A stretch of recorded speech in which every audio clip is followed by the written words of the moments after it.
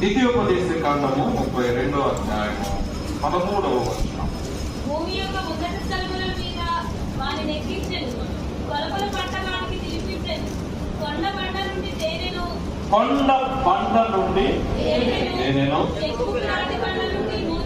చెకుముకు రాతి బండ నుండి నూనెను ఆవి నీకు జుర్రించెను. దేవుడు మనకు బండ నుండి తేనెను, చెకుముకు రాతి నుండి నూనెను మనకేం చేశాడంట? జుర్రించెను. మీకు ఒక ప్రశ్న, తేనెను తింటారా తాగుతారా?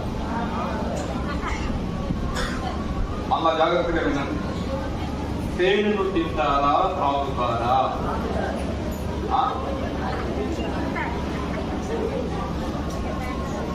ఏంటమ్మా